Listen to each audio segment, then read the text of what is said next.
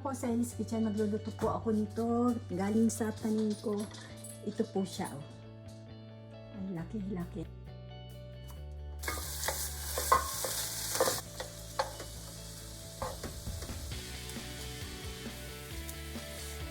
Kasi natin ang konting mantika.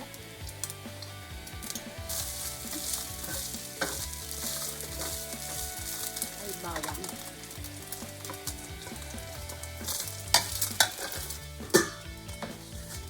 Isang ganito pong bawang nilagay ko, saka isa pong ganito na sibuyas. Yung kamatis. Lalagyan ko po ng konting toyo. Konti pong no seasoning.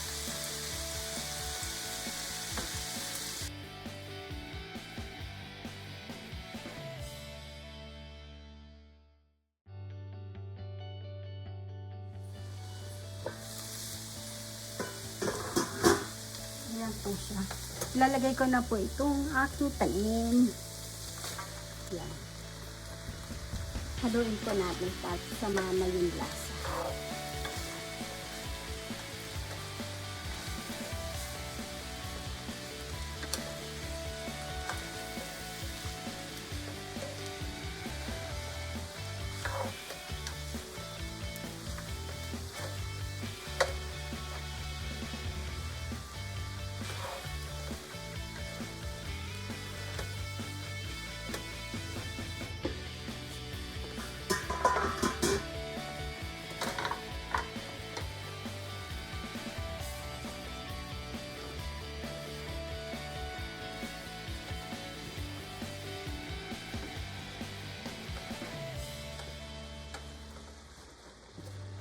Lalagyan po natin ng konting asin.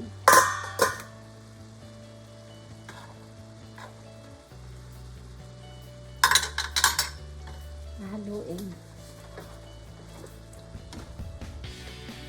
Ito pong hipon dapat pagkatapos ng bawang sibuyas kamatis, ito po dapat ang susunod. Kaya lang pinanguhuli ko kasi masyadong nadadry po. Pinanguhuli ko para malambot po siya. Basta't naging ano na po yung kulay niya, nag-orange, luto na po. Ganun pong kabilis. Noodles, yung sotanghon. Sarap po niya. Medyo maanghang-anghang. Yan lang po ang ginisa. Bawang, sibuyas, kamatis. Gusto niyo lagyan ng karne. Gusto niyo lagyan ng hipon. Masarap na po kanyang pagkain. Kulay. Napatayin po natin yung kulay. Titikman po natin. Sarap po. Patay na po natin ang kalan.